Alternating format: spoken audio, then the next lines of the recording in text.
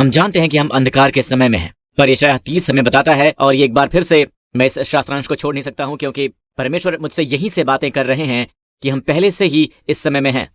उठें, प्रकाशमान हो, क्योंकि तुम्हारा प्रकाश आ गया है। पर परमेश्वर का संदेश अंधकार के बीचों बीच हमेशा एक आशा का संदेश होता है। आमीन। उठ, प्रकाशमान हो, क्योंकि तेरा प्रकाश आ गया है और यहोवा का तेज तेरे ऊपर उदय हुआ है। देख, पृथ्वी पर तो अंधियारा और राज्य के लोगों पर घोर अंधकार छाया हुआ है, परंतु तेरे ऊपर यहोवा उदय होगा और उसका तेज तुझ पर प्रकट होगा। पता है, आप में से कुछ लोग कहते हैं कि ये मिलेनियम का समय है जब यीशु राज करते हैं और फिर यहोवा का तेज हम पर प्रकट होगा, हम सब पर प्रकट होगा। मेरे दोस्त, ये मिलेनियम नहीं है, क्योंकि मिलेनियम के दौरान कोई अंधकार नहीं होता है। यीशु राज करते हैं। हालेलुया, आमीन। और जब यीशु राज करते हैं तो वहां कोई अंधियारा नहीं होता है। कि अंधियारे के इस समय में गौर कीजिए, अंधकार का समय है, न केवल अंधकार पर घोर अंधकार का, और ये लोगों पर छाया हुआ है। किंग जेम्स संस्करण में घनघोर अंधकार लोगों पर छाया हुआ है, हर लोगों पर। और इस समय बाइबल में लिखा है, तेरे ऊपर यहोवा का उदय होगा और उसका तेज तुझ पर प्रकट होगा। तो इस समय के दौरान वो क्या है जिस पर परमेश्वर जोर दे रहे हैं? अब इसे याद रखिए कि वहां पुराने नियम के मूल इब्री में अध्यायों का बंटवारा नहीं है, बिल्कुल भी नहीं। ठीक है, वो सब सूचीबद्ध तरीके से लिखे गए हैं। और अगर आप वचन 1 से पहले के वचन को देखें तो उठ, प्रकाशमान हो, क्योंकि तेरा प्रकाश आ गया है और यहोवा का तेज तेरे ऊपर उदय हुआ है। अगर आप शब्द उठ, प्रकाशमान की ओर देखते हैं तो आप गौर करते हैं कि परमेश्वर हमसे कह रहे हैं उठने और प्रकाशमान होने के लिए। उन्होंने हमसे अभी भी कुछ कहा है, तो अलग अलग अध्यायों के बारे में भूल जाइए। चलिए पहले अध्याय के अंतिम वचन की ओर देखते हैं और जो वो कहते हैं वो देखते हैं। यहोवा ये कहता है, जो वाचा मैंने उससे बांधी है वो ये कि मेरा आत्मा तुझ पर ठहरा है और अपने वचन जो मैंने तेरे मुंह में डाले हैं अब से लेकर सर्वदा तक वो मेरे मुंह से और तेरे पुत्रों और पोतों के मुंह से कभी ना हटेंगे। वो तेरे पुत्रों और पोतों के मुंह से कभी ना हटेंगे, ऐसा कहते हैं वो। उठ, प्रकाशमान हो, क्योंकि तेरा प्रकाश आ गया है और यहोवा का तेज तेरे ऊपर उदय हुआ है। ठीक है, तो आप वहां उस संदर्भ को देखते हैं, क्योंकि परमेश्वर कहते हैं ये मेरी वाचा है। जी हाँ, ये मेरी वाचा है। ये ऐसी वाचा है जिसे परमेश्वर हमारे साथ बांधते हैं। मेरा आत्मा, पवित्र आत्मा जो तुझ पर ठहरा है और मेरे वचन जो मैंने तेरे मुंह में डाले हैं, माताओं और पिताओं तुम्हारे मुंह से कभी ना हटेंगे, कभी ना हटेंगे। अब गौर कीजिए, यहोवा ये कहता है अब से लेकर सर्वदा तक वो मेरे मुंह से, पहले ये तुम्हारे मुंह से न हटेंगे और फिर तेरे पुत्रों, तेरे बच्चों, पोतों के मुंह से कभी ना हटेंगे, आज से लेकर असीमित काल के लिए। तो परमेश्वर कह रहे हैं कि मैं तुमसे एक वाचा बांध रहा हूं और ये वो वाचा है जब मैं तुम्हारे सभी पापों को दूर कर दूंगा। इससे पहले का वचन जिसका हवाला पौलुस ने दिया है रोमियो की किताब में, इसकी पुष्टि करता है कि जिस दिन मैं उनके पापों को दूर करूंगा, उनके पापों को हटाऊंगा। और यहाँ परमेश्वर कह रहे हैं कि हम उठेंगे और प्रकाशमान होंगे उनकी वाचा की वजह से, कि मैं अपना आत्मा तुम पर और तुम्हारे बच्चों पर और तुम्हारे बच्चों के बच्चों पर डालूंगा। दोस्त, नई वाचा की प्रतिज्ञा असल में है पवित्र आत्मा। जी हाँ, पवित्र आत्मा। परमेश्वर यानी पवित्र आत्मा ने प्रतिज्ञा की और यहाँ इस वचन में जब वो हमारे पापों को दूर कर देते हैं, पवित्र आत्मा आता है, प्रभु की स्तुति हो, और वो हमारे ऊपर आता है और उसके पास वचन होते हैं जिसे परमेश्वर हमारे मुंह में डालते हैं। हाँ, ये शास्त्रांश के वचन हो सकते हैं, पर मेरा मानना है कि यहाँ ये संदर्भ सचमुच आत्मा में प्रार्थना करने से है। हालेलुया। यीशु ने असल में चेलों से कहा, प्रेरितों के काम 1 में वो असल में कहते हैं, उनसे मिलकर उन्हें आज्ञा दी कि यरूशलेम को ना छोड़ो, परंतु पिता की उस प्रतिज्ञा के पूरे होने की बाट जो हो। इस कथन पर गौर कीजिए, पिता की प्रतिज्ञा। प्रेरितों के काम 1 में वो असल में कहते हैं, उनसे मिलकर उन्हें आज्ञा दी कि यरूशलेम को ना छोड़ो, परंतु पिता की उस प्रतिज्ञा के पूरे होने की बाट जोहते रहो। अब इस कथन पर गौर कीजिए, पिता की उस प्रतिज्ञा, इसका मतलब क्या है? एक प्रतिज्ञा थी, उस प्रतिज्ञा का मतलब क्या होता है? डेफिनेट आर्टिकल, यानी एकमात्र। देखिए, परमेश्वर ने पुराने नियम में इस्राएलियों को कई प्रतिज्ञाएं दी थी, उसमें बहुत सी प्रतिज्ञाएं थीं, पर वो सब परमेश्वर की प्रतिज्ञा के बारे में जानते थे, पिता की प्रतिज्ञा के बारे में। और समय समय पर भविष्यवक्ता यशायाह, यर्मियाह और अलग अलग लोगों से, जैसे कि हग्गई, परमेश्वर ने प्रतिज्ञा की कि मैं सब प्राणियों पर अपना आत्मा उड़ेलूंगा। और ये सब उसी एक टर्म के तहत ही है, उसी एक टर्म के डेफिनेट आर्टिकल, पिता की प्रतिज्ञा, पिता की प्रतिज्ञा। वो जानते थे कि ये सब पवित्र आत्मा का वरदान है। प्रेरित पौलुस कहते हैं कि कारण क्यों मसीह ने हमें श्राप की व्यवस्था से छुड़ाया। ध्यान से सुनिए, मसीह ने जो हमारे लिए श्रापित बना, इसमें लिखा है कि जो कोई काठ पर लटकाया जाता है वो श्रापित है। ये इसलिए हुआ कि इब्राहिम की आशीष मसीह यीशु में अन्य जातियों तक पहुंचे और हम विश्वास के द्वारा उस आत्मा को प्राप्त करें जिसकी प्रतिज्ञा हुई है। तो परमेश्वर की सभी आशीषें इसी डेफिनेट आर्टिकल में, यानी पिता की उस प्रतिज्ञा में परिणति तक पहुंचती हैं, पिता की उस प्रतिज्ञा में। तो यीशु ने उनसे कहा और उन्हें विस्तारित करने की आवश्यकता नहीं थी। तो जानते हैं कि पिता की प्रतिज्ञा क्या है ना? ऐसा लगता है सभी यहूदी जानते थे और वो इसका इंतजार कर रहे थे। तो यीशु कहते हैं, जब तक पिता की उस प्रतिज्ञा को ग्रहण ना कर लो तब तक यरूशलेम में बाट जोहते रहो, जिसकी चर्चा तुम मुझसे सुन चुके हो। ध्यान दीजिएगा, वो इसे जानते थे क्योंकि यूहन्ना ने तो पानी में बपतिस्मा दिया है, परंतु थोड़े दिनों के बाद तुम बपतिस्मा पाओगे, या ग्रीक में पवित्र आत्मा से, क्योंकि यूहन्ना ने तो पानी में बपतिस्मा दिया है, परंतु थोड़े दिनों बाद तुम पवित्र आत्मा से बपतिस्मा पाओगे। ठीक है दोस्तों, मैं बस ये कहना चाहता हूं कि ऐसे विश्वासी हैं जो कहते हैं एक बार आपको उद्धार मिल गया है तो आपके पास पवित्र आत्मा का वास होता है। नहीं दोस्तों सुनिए, एक बार जब आपको उद्धार मिल जाता है तो आप नए सिरे से जन्म लेते हैं, आप आत्मा से जन्म लेते हैं। आमीन। तो पवित्र आत्मा आपके अंदर है, इसी तरह से आप नए सिरे से जन्म लेते हैं। नए सिरे से जन्म लेना, इसे ही तो कहते हैं कि पवित्र आत्मा आपके अंदर ही है। उसका आपके अंदर होना एक बात है और आपका उसमें होना, बपतिस्मा लेना, दूसरी बात है। ये बिल्कुल दूसरी बात है।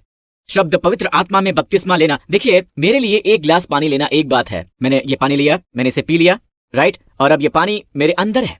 मेरे लिए स्विमिंग पूल में कूद जाना दूसरी बात है। अब मैं पानी में हूं, मैं डूबा हुआ हूं, मैं उसके अंदर गोता लगा रहा हूं। अब एक ग्रीक शब्द है डूबा हुआ, यानी बैप्टिजो, यानी बपतिस्मा प्राप्त। मुझे पवित्र आत्मा में बपतिस्मा मिला हुआ है, मैं पवित्र आत्मा में डूबा हुआ हूं। वो जो कुछ भी है मैं उसमें हूं। प्रभु की स्तुति हो। दोस्त, यही है जिसमें परमेश्वर चाहते हैं कि हम चलें, खास करके अब इस समय के दौरान जिसमें हम हैं। सुनिश्चित करें कि आपका परिवार पवित्र आत्मा में बपतिस्मा ले चुका है। कई लोग ऐसे हैं जो शामिल हुए हैं पिछले 2 सालों में वैश्विक महामारी के दौरान, पर आपने पवित्र आत्मा से बपतिस्मा नहीं लिया है। तो एक बार फिर से मैं दोहराता हूं कि आप उद्धार पाना चाहते हैं तो आप यूहन्ना 20 की ओर देखें और आप पाएंगे कि चेले, ओके, इस समय तक उनमें से 11 हैं। यहूदा ने अपने आप को फांसी दे दी, ओके, और उसी दिन यीशु उनके बीच में था। उसी शाम, जिस शाम यीशु मुर्दों में से जी उठे, उसी दिन, राइट, उसी शाम, उसी दिन, ठीक है, यीशु उनके सामने प्रकट हुए, उनके बीच में, और यीशु ने उनसे कहा तुम्हें शांति मिले। और फिर उसके ठीक बाद उसने कहा कि बाइबल में लिखा है उसने उन पर फूंका और कहा कि पवित्र आत्मा लो।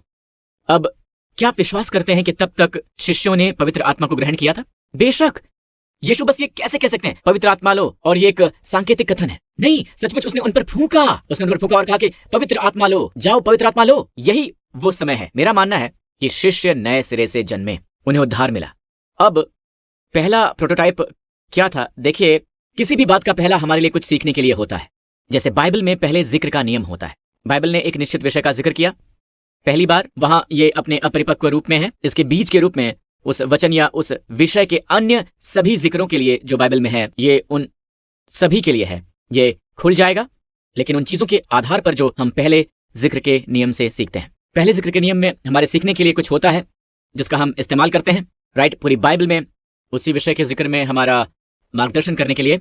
ओके, तो हम देखते हैं कि पिंतकुस्त के दिन पवित्र आत्मा का पहला बपतिस्मा, जो मेरा मानना है कि कलीसिया का जन्मदिन है। आमीन। अब शिष्य जब यीशु मुर्दों में से जलाए गए, वो पुनरुत्थान के दिन पहले फलों के पर्व पर उठाए गए थे। यहूदी इसे पहले फल का पर्व कहते हैं, राइट, और ये उसी दिन हुआ था जिस दिन शिष्य नए सिरे से जन्मे। उन्होंने पवित्र आत्मा को इसी अर्थ में ग्रहण किया कि वो उनमें वास करता है। पर इसके 50 दिन के बाद पिंतकुस्त के दिन उन्होंने पवित्र आत्मा का बपतिस्मा ग्रहण किया। Hallelujah, hallelujah. अब उनके पास बस वही नहीं है जिसका मैंने अभी अभी उदाहरण दिया है, पवित्र आत्मा मुझ में है, पर अब मैं पवित्र आत्मा में हूं। उन्होंने पवित्र आत्मा में बपतिस्मा लिया है और ये पहला जिक्र है। तो पहला जिक्र देखते हैं। हम कैसे जानते हैं कि उन्होंने बपतिस्मा लिया? क्या वो पवित्र आत्मा से भर गए थे? बाइबल हमें बताती है कि वो पवित्र आत्मा से भर गए। अब ये वहीं समाप्त हो सकता था, राइट, पर नहीं, इसमें आगे लिखा है कि वो बोलने लगे। कौन बोलने लगा? पवित्र आत्मा बोलने लगा? नहीं, वो बोलने लगे। बहुत से लोग समझ नहीं पाते हैं जब आप अन्य भाषाओं में प्रार्थना करने की बात करते हैं, वैसी बात कहेंगे कि खैर पवित्र आत्मा मेरे जरिए बोले, मैं इसकी प्रतीक्षा कर रहा हूं। नहीं नहीं, ध्यान से पढ़िए। ये मत कहिए कि वो सब पवित्र आत्मा से भर गए और पवित्र आत्मा ने उनसे अन्य भाषाओं में बात की, ऐसा मत कहिए। इसमें लिखा है कि वो सब पवित्र आत्मा से भर गए और जिस प्रकार आत्मा ने उन्हें बोलने की सामर्थ्य दी, वो अन्य भाषा भी बोलने लगे। तो पवित्र आत्मा आपको बोलने की सामर्थ्य देता है, पर इसे आपको कहना होगा, इसके लिए आपको प्रार्थना करनी होगी। आमीन। जब मैं इसके लिए इस सर्विस के अंत में प्रार्थना कर रहा हूं तो मैं चाहता हूं कि आप इसे ग्रहण करें। मैं बस आपको प्रोत्साहित करना चाहता हूं पवित्र आत्मा का बपतिस्मा ग्रहण करने के लिए। अगर आपने अब तक इसका अनुभव नहीं किया है, अगर आपने अतीत में कहीं इसका अनुभव किया है, तो बस आपको एक बार फिर से आत्मा में प्रार्थना की शुरुआत करने की आवश्यकता है। इफिसियों की उसी किताब में अध्याय 5 में, इससे पहले कि वो पारिवारिक संबंध, पत्नियों, पतियों, आमीन, बच्चों के बारे में बात करता है, ठीक है, वो बात करता है पवित्र आत्मा से भर जाने के बारे में। चलिए ये देखते हैं। दाखरस से मतवाले मत बनो, क्योंकि इससे लुचपन होता है, पर आत्मा से परिपूर्ण होते जाओ और आपस में भजन, स्तुति गान और आत्मिक गीत गाया करो और अपने मन में प्रभु के सामने गाते और कीर्तन करते रहो। ध्यान दीजिए, अपने मन में प्रभु के सामने गाते और कीर्तन करते रहो। अब यहाँ ये शब्द आत्मा से परिपूर्ण होते जाओ ग्रीक में है, ये दरअसल प्रेजेंट पैसिव, ना कि एक्टिव, पर पैसिव इंपेरेटिव।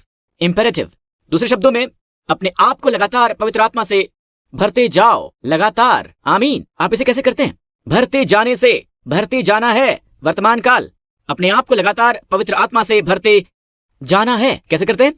कॉमा, अगला वचन, ये बोलना है प्रेजेंट एक्टिव वॉइस में। दूसरे शब्दों में आपकी भूमिका, आपकी सक्रिय भूमिका है बोलना शुरू करना। हर बार जब आपको दिन में निराशा महसूस होती है, आपको लगता है कि ब्ला ब्ला, आपको खुद पर हमला महसूस होता है। आमीन। आपको लगता है जैसे किसी बात में परमेश्वर की मध्यस्थता की आवश्यकता है, आप उस प्रार्थना को कर सकते हैं। प्रभु की स्तुति हो, आप बस बोलना शुरू कर सकते हैं। और ये है भजन संहिता की भजन। गौर कीजिए, जो आपको देती हैं खुशहाली भरा, आमीन, प्रसन्नता भरा जीवन। प्रभु की स्तुति हो, आमीन। और ये गीत है जो अन्य भाषाओं में है। पौलुस कहता है कि मैं आत्मा से भी प्रार्थना करूंगा और बुद्धि से भी करूंगा। आमीन। बिल्कुल स्पष्ट है। वहां संदर्भ ये है कि वो अन्य भाषाओं में प्रार्थना करने की बात कर रहा है। बोलने लगो। आमीन। हर कोई जिसने नए नियम में पवित्र आत्मा का बपतिस्मा लिया, प्रेरितों के काम की पुस्तक में अगर आप ध्यान से देखें, राइट, तो आप पाते हैं कि वो ग्रहण करते हैं, फिर अन्य भाषाओं में बात करने लगते हैं। ये एक अनुभव है। पौलुस एक बार इफुस के एक शहर से गुजरा और उसे कुछ चेले मिले, और ये वो लोग हैं जो यीशु पर विश्वास करते हैं। और उसने उनसे कहा कि जब आप लोगों की ओर देखते हैं तो आप कह सकते हैं कि वहां कोई आनंद नहीं है, वहां उदासी है, कोई नैतिक दृढ़ता नहीं है, उनके जीवन में कोई प्रकाश नहीं है, वो थके हुए हैं, हारे हुए हैं। आमीन। वो परेशान हैं जिंदगी से। और पौलुस ने ऐसा सोचा होगा, मैं मान लेता हूँ, मैं मानता हूँ कि चेलों को देखकर, और वो सच्चे शिष्य हैं, है ना। और उसने उनसे कहा, क्या तुमने विश्वास किया? क्या तुम्हें पवित्र आत्मा मिला? और उन्होंने कहा कि हमने तो पवित्र आत्मा की चर्चा कभी सुनी नहीं। तो फिर पौलुस कहता है कि तुमने फिर किसका बपतिस्मा लिया? मैंने यूहन्ना के बाथरूम में बपतिस्मा लिया। अब बाइबल कहती है वो यीशु के चेले थे, यानी शिष्य थे, जिन्हें उद्धार मिला। तो जब पौलुस ने उन पर हाथ रखे तो बाइबल कहते हैं कि वो भिन्न भिन्न भाषा बोलने और भविष्यवाणी करने लगे। तो एक बार पौलुस ने कहा, क्या तुमने विश्वास करते समय पवित्र आत्मा पाया? तो जाहिर सी बात है, कुछ भौतिक है, कुछ ऐसा जिसका वो अनुभव कर सकता है कि वो विश्वासी हैं पर वो जयवंत नहीं है। और फिर वो उनसे कहता है, जब उनकी उसने प्रार्थना की ग्रहण करने के लिए, तो वो भिन्न भिन्न भाषा बोलने और भविष्यवाणी करने लगे। दोनों ही दैवीय प्रेरणा से बोलने में समर्थ है। तो यहां इफिसियों में पौलुस उन्हें आत्मा द्वारा प्रोत्साहित कर रहा है कि स्वयं को आत्मा से परिपूर्ण होने दें। कैसे? बोलकर। यही वो सक्रिय भूमिका है। आपकी भूमिका है बोलना, भिन्न भिन्न भाषाओं में बोलना, गीतों का गाना, भजनों का गाना। भजन गाते हैं प्रसन्नचित मन में, प्रभु की स्तुति हो। और फिर उसके बाद के 3 वचन वो पारिवारिक संबंधों में प्रोत्साहित करने लगता है। वो हमें क्या बताता है? और इफिसियों की पुस्तक में जब वो पारिवारिक संबंधों के बारे में बात करता है, जो उनके सभी लेखन की तुलना में सबसे परिपूर्ण है, ये आपको बताती है कि इससे पहले कि आप पारिवारिक संबंधों में सफलतापूर्वक चलें, आपको पवित्र आत्मा से लगातार और निरंतर भरने की आवश्यकता है। आमीन। समाप्ति पर चलते हैं 2 तीमुथियुस 1 की ओर। इसमें लिखा है, इसी वजह से मैं तुझे परमेश्वर के उस वरदान की सुधि दिलाता हूं, परमेश्वर के उस वरदान की सुधि दिलाता हूं जो मेरे हाथ रखने द्वारा तुझे मिला है। यहां परमेश्वर के वरदान का वचन, कुछ लोग कहते हैं कि खैर ये पवित्र आत्मा है, ये पवित्र आत्मा नहीं है। जब ये पवित्र आत्मा के व्यक्तित्व का हवाला देता है तो हमेशा डोरिया शब्द का इस्तेमाल किया गया है, पर यहां ये डोरिया नहीं है, ये शब्द है करिश्मा। और करिश्मा का इस्तेमाल किया गया है 1 कुरिन्थियों 12 में पवित्र आत्मा के वरदान का वर्णन करने के लिए। आमीन। ज्ञान के वचन का वरदान, चंगाई का वरदान, और इन सभी वरदानों के लिए जो शब्द है वो है करिश्मा, जो है अनुग्रह का वरदान। और अनुग्रह का वरदान असल में है करिश्मा। तो अगर आप इसका अध्ययन करें तो ये वरदान है जिसकी अपनी कोई योग्यता नहीं होती। ऐसा इसलिए नहीं कि मैं इसके लायक हूं, कि ये वरदान बस बह रहा है। नहीं नहीं नहीं नहीं नहीं।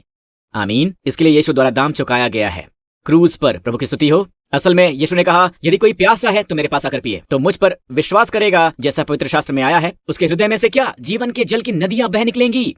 जीवन के जल की नदियां। उसने ये वचन उस आत्मा के विषय में कहा है, क्योंकि आत्मा अब तक न उतरा था। क्यों? क्योंकि यीशु अब तक अपनी महिमा को न पहुंचा था।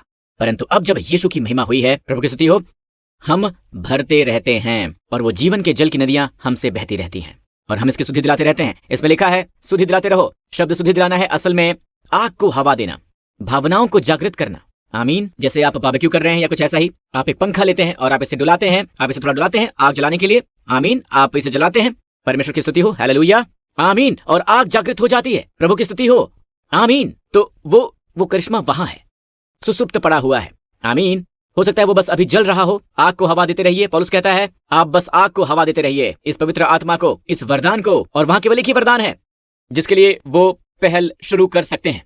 दूसरे वरदान, बुद्धिमत्ता के वचन के वरदान, आमीन, चमत्कार करने का वरदान, सिवाय इस एक वरदान के इन सबको हवा नहीं दी जा सकती है, बिल्कुल भी नहीं। आप परमेश्वर के वरदान को जागृत करते हैं और फिर आप इन सब नदियों को जागृत करेंगे, क्योंकि परमेश्वर ने हमें भय की नहीं बल्कि सामर्थ्य और प्रेम के संयम की आत्मा दी है, प्रेम और संयम आत्मा की। तो गौर कीजिए कि जिस तरीके से हम जागृत करते हैं, सामर्थ्य, प्रेम और संयम की आत्मा परमेश्वर के वरदान को जागृत करने से मिलती है। और एकमात्र वरदान जिसे आप अपनी इच्छा से चला सकते हैं वो है भिन्न भिन्न भाषा का वरदान, आमीन, जिसे हम तब ग्रहण करते हैं जब हम पवित्र आत्मा में बपतिस्मा करते हैं, और ये वरदान अन्य सभी वरदानों को रोशन कर देता है। अब यहाँ मनोरा की इस तस्वीर की ओर जरा देखिए। ये 9 डालियों वाली एक मनोरा है, और क्या आपको पता है कि बाइबल में इसका जिक्र कितनी बार किया गया है? 9। आत्मा के कितने फलों का जिक्र किया गया है? 9। ओके, तो यहूदी लोग इसे कहते हैं हनुक्का कैंडल, हनुक्का मनोरा। पर क्या आपने गौर किया है, अगर आप उनसे पूछें, ठीक है, तो वो आपको बताएंगे कि वो मध्य बीच वाले का, ओके, बीच वाले का इस्तेमाल करते हैं, बीच वाले का, और ये कहलाता है सर्वेंट लैम्प। वो उसे लेते हैं और उसी से वो बाकियों को जलाते हैं। मेरा मानना है ये भिन्न भिन्न भाषाओं में प्रार्थना करने की बात करता है, और इस तरह से आप अपने जीवन में पवित्र आत्मा के सभी वरदानों को चमका देते हैं। आमीन, प्रभु की स्तुति हो। मैं जल्दी से आपके साथ एक आर्टिकल के बारे में साझा करना चाहूंगा जो 7 नवंबर 2006 को छपा था न्यूयॉर्क टाइम्स में, जिसका शीर्षक था न्यूरो साइंटिफिक भिन्न भिन्न भाषाओं में बात करने की ओर। और जरा देखिए, ये इसके विपरीत हो सकता है, मैं बस इसका एक भाग निकाल रहा हूं, इसका एक भाग इसके विपरीत जो एक सामान्य धारणा हो सकती है। अध्ययनों से पता चलता है वो लोग जो भिन्न भिन्न भाषाओं में बात करते हैं शायद ही कभी मानसिक समस्या को भोगते हैं। देखिए, वो लोग जो भिन्न भिन्न भाषाओं में बात करते हैं शायद ही कभी मानसिक समस्या से जूझते हैं। इंग्लैंड में लगभग 1000 धर्म प्रचारक ईसाइयों के एक हालिया अध्ययन में पाया गया है कि जो लोग धर्म पालन करने में मशगूल रहते हैं वो अधिक भावनात्मक रूप से दृढ़ होते हैं जो मशगूल नहीं रहते हैं। यहाँ उस शास्त्र वचन की गवाही है, डुलाते रहो उस करिश्मे की लौ में पंखा, भिन्न भिन्न भाषाओं में बात करो, आग को हवा देते रहो, तो क्या होगा? भय का आत्मा जल जाएगा, आमीन। और उसके बजाय आपके पास सामर्थ्य, प्रेम और संयम की नदियां हैं। ओह आमीन, हमें प्रतिदिन उसी की जरूरत है, पर आपके पास सामर्थ्य नहीं है। आमीन। पवित्र आत्मा के वरदानों के माध्यम से उस क्षेत्र में एक दैवीय मध्यस्थता लाने के लिए ये सामर्थ्य का हिस्सा है। परमेश्वर की स्तुति हो। और प्रेम और संयम, कैसे हम सबको एक संयमित मन की जरूरत है, कैसे हमें इन सब की जरूरत है। प्रभु की स्तुति हो। अगर अभी तक आपने ग्रहण नहीं किया है तो मैं आपके लिए पवित्र आत्मा का बपतिस्मा ग्रहण करने के लिए प्रार्थना करना चाहूंगा। इसमें आप जहां कहीं भी हैं अपने पांव पर खड़े हो जाइए। जब यीशु कहते हैं तुम में से कौन है ऐसा मनुष्य कि यदि उसका पुत्र उससे रोटी मांगे तो वो उसे पत्थर दे, और अगर वो उससे मछली मांगे तो वो उसे सांप दे। बेशक नहीं तो स्वर्गीय पिता अपने मांगने वालों को पवित्र आत्मा क्यों न देगा? वो क्यों न देगा उससे ऐसा? इसका मतलब है भयभीत ना हो, आपको एक सांप मिलेगा, एक दुष्ट आत्मा मिलेगी। जब आप पिता से प्रभु यीशु के नाम पर पवित्र आत्मा का बपतिस्मा मांगते हैं तो आपको कोई और आत्मा नहीं मिलेगी। और अभी मैं आपके लिए इसी की प्रार्थना करना चाहूंगा। आप अपने पांव पर खड़े हो जाइए। हालेलुया, आमीन। इसे याद रखिए, ये एक वरदान है, बस विश्वास से ग्रहण करने के लिए एक वरदान। आमीन। तो इस समय आप जहां कहीं भी हो अपने हाथ ऊपर उठाइए, आमीन, और इसे मेरे पीछे पीछे दोहराइए। प्रभु यीशु मसीह, मैं आपकी उस प्रतिज्ञा के लिए धन्यवाद करता हूं कि आप पवित्र आत्मा और सामर्थ्य से मेरा बपतिस्मा करेंगे। तो इसी समय प्रभु यीशु के नाम पर, हे पिता परमेश्वर, मेरे प्रभु यीशु मसीह के नाम में बहने के लिए पवित्र आत्मा से मेरा बपतिस्मा कीजिए। प्रभु यीशु मसीह के नाम पर, आमीन। इसी समय पवित्र आत्मा से भर दीजिए प्रभु यीशु मसीह के नाम पर। अब दोस्त, ये आप पर है। प्रभु की स्तुति हो। संघर्ष मत कीजिए, बिल्कुल मत कीजिए। आपको पता है, आराम कीजिए और विश्वास से बोलना शुरू कीजिए। प्रभु की स्तुति हो। भिन्न भिन्न भाषाओं में बोलना शुरू कर दीजिए। वो आपसे कुछ नहीं करवाएगा, आमीन। आपको सहयोग करना होगा और भिन्न भिन्न भाषाओं में बोलना होगा। सहयोग कीजिए और भिन्न भिन्न भाषाओं में बोलिए कि हे प्रभु, हम आपके साथ चल रहे हैं, आप हमारा अनुसरण कीजिए, आप हमें अपने आशीष से आशीषित कीजिए, न सिर्फ हम पर बल्कि हमारे प्रियजनों पर भी अपना आशीष और अपनी अनुग्रह लुटाते रहिए। जी हाँ, बिल्कुल आप ऐसा कर सकते हैं। आप उनकी स्तुति करते रहिए थोड़े थोड़े समय पर। आमीन। और ये सब आपकी इच्छा पर है। ओके, ये आप पर थोपा नहीं गया है, ये आपकी इच्छा पर है। आप इसे शुरू कर सकते हैं और फिर आप इसे बंद कर सकते हैं। हे प्रभु, आप हमें आशीष दीजिए, अपने अनुग्रह की आशीष हमें देते रहिए। रुक जाइए। हे प्रभु, आप ही मेरी धार्मिकता है। जब आप इस तरह से प्रार्थना करते रहते हैं तो प्रेम और संयमित मन की वो नदियां आपसे होकर ही बहती हैं। साथ ही आप परमेश्वर के लिए मध्यस्थता करेंगे उन बातों के लिए जिनके बारे में आप जानते भी नहीं हैं। आमीन। पर पवित्र आत्मा को पता है और ये वास्तव में जानता है कि क्या जरूरत है। उसे सटीक पता होता है कि आपूर्ति कैसे करनी है। प्रभु की स्तुति हो। अगर आपने कभी भी यीशु को अपना व्यक्तिगत उद्धारकर्ता और प्रभु नहीं बनाया है तो इसी समय मेरे साथ ये प्रार्थना कीजिए। कहिए, हे स्वर्गीय पिता, मैं आपका धन्यवाद करता हूं कि मसीह मेरे पापों की खातिर मरा और आपने उसे मुर्दों में से जिला दिया। और इसी समय से मैं आपका धन्यवाद करता हूं कि मैं मसीह में परमेश्वर की धार्मिकता हूं, क्योंकि यीशु मसीह ही मेरे प्रभु हैं और मेरे सभी पाप, कहिए, मेरे सभी पाप क्षमा कर दिए गए हैं, मेरे जीवन से हटा दिए गए हैं। आपका धन्यवाद पिता। और इसी समय मुझे भर दीजिए और पवित्र आत्मा से मेरा बपतिस्मा कीजिए। यीशु के नाम में मुझे बहने दीजिए। आमीन। आपको और साथ ही साथ पवित्र आत्मा को ग्रहण करता हूं प्रभु यीशु मसीह के नाम पर। आमीन, आमीन। भिन्न भिन्न भाषाओं में आप बात कर सकते हैं। इसे करना शुरू कीजिए। जितना आप इसे करते हैं, ये एक तरह की धारा है। पहले पानी की बूंद की तरह है और फिर बन जाती है एक धारा की तरह और फिर एक वेगवान नदी की तरह। जैसा यीशु कहते हैं, आपके हृदय में से जीवन के जल की नदियां बह निकलेंगी। अपने पांव पर खड़े हो जाइए चर्च। प्रभु की स्तुति हो। इस आने वाले सप्ताह काश हमारे प्रभु यीशु मसीह का अनुग्रह और परमेश्वर का प्रेम और पवित्र आत्मा का बंधुत्व आप सबके साथ में रहे, प्रभु यीशु मसीह के नाम पर। और सभी लोगों ने कहा आमीन।